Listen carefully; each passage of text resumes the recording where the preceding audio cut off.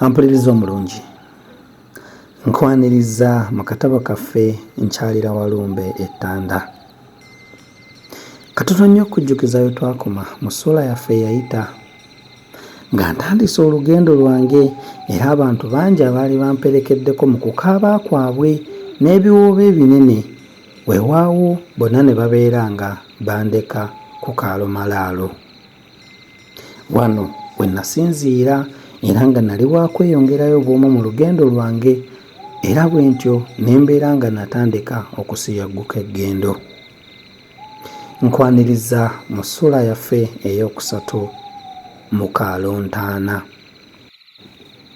Akaalo kano bwe nasooka okukatuukamu kankuba enkyuku ey'ekitalo. Kaali kabi nnyo era nga tekasanyusa n'akatono. Wano nawali ng'otunula ku magumba. Luno nno ne ndowooza nti nno okukayitamu emirembe kunaaba kuwonga nnyo. Nga kyenje nkatuukiremu ddala nalengera ensozi empanvu ennyo mu maaso gange. Mu kaalo kano obukubo bwamu bwali butono nnyo era nga bugenda bwewaganya mu mpampagama z'amayinja. Nakatambuliramu ddala ebbanga nga sirina kintu kyonna kiramu kye nkubyeko kimunye wadde okubaawo akabonero akalaga nti nnyinza okukirabako mu maaso. Nali simanyi kkubo lye nkwata, naye kwe kumala gatambula nga ndaga eri agasozi gali ge nalengera. Buli wantu wonna we natuukanga nga tewali kanyego wadde empewo ekunta. Luno ne ndowooza nti nno eyanjalula esiridde. Naye nno mba nkyasalinkiriza ninye ku guyinja nnengere gye nali ndaga, ne tugoolekanya n'obusajja bubiri obwanzija enviiri ku mutwe era amangu ago ne mmera n'olutiko. Mu bulamu bwange amaaso gange gaali teganjolekangako kintu kiramu kifaanana ng'obusajja buli. Okusooka nga bwaddugala ne buzimula. Bwalina amatu ng'okumagalala gabukirako ag'akamyu.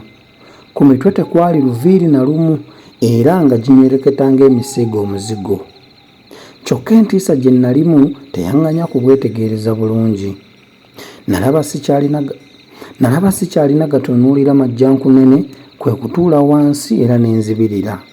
Naye okugenda okusituka awo nga ndaba lyamulera obusajja bubuze. Ne neewuunya obusajja gye bwabulira mu kabanga akatono katyo.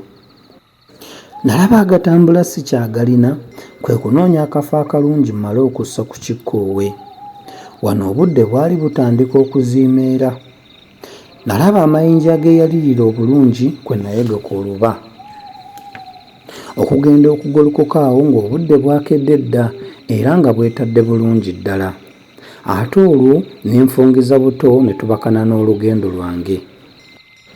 Bwe neetegereza obulungi agasozi gali, nagenda okulaba nga ganyookamu n'omukka ku ntikko zaago era nga n'ebiseera ebimu gatuntunuukamu ennimi z'omuliro empanvu ennyo. Era bwe nazisemberera ne mpulira nga n'okuwuuma ziwuuma. Natambulira ddala ebbanga ddene nnyo nga sinnagatuukako. Bwe nagatuukako ne nyimirira ne neerolera amawano.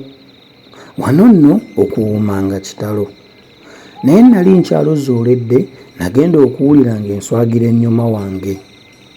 Bwe nakebuka bwe nti ne ndaba ogusolo ekitalotalo nga gujaagira gujja gye ndi. Ne ndyoka nkuba oluba olwali lwagala n'okunjasa omumiro. Ogusolo ogwo gwali gunene nnyo n'okusinga enjovu. Ekikula kyagwo nga gulinga ekkonkome. Bwe nagenda okwetegereza ng'emabega waagwo eriyo n'ogulala, ate ng'emabega woogwo obusajja buli obw'entiisa bujja buguwondera.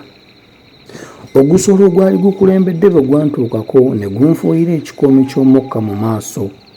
Okuva awo saddayo kutegeera. Nagenda okudda engulu nga ndaba ntudde era nga nsibiddwa ku mugongo gw'ogusolo ogumu. Wano ekyokukola kyambulira ddala. Naye bwe natunulako ennyuma ne ndaba nga n'obusajja buli bweberese ku gasolo agalala. Olwo ne mmanyira ddala ng'obusajja obwo bumpambye. Mu kiseera ekyo agasolo gaali gatindiga by'otalabanga era nga ne mu kamwa kaagwo mugenda mufubutukamu ennimi ziringa ez'omuliro.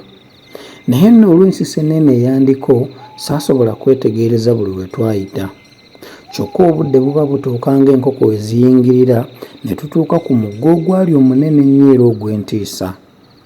gwalina amazzi nga gafaanana ng'omusaayi era nga gawunya ekivundu ekiyitirivu.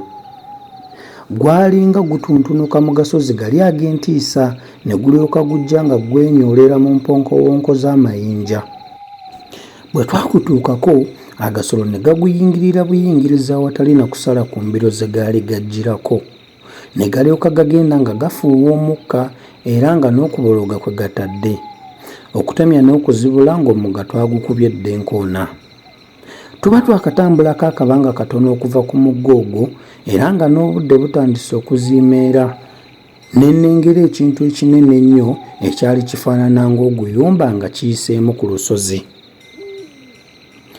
Ampuliriza omulungi, nzikiriza tufundikirire awo essuula yaffe eyokusatu, tusisinkane mu ssuula eyokuna tulabe biki ebyaddirira nga maze okuwambibwa. Akuume atakumira mpeera.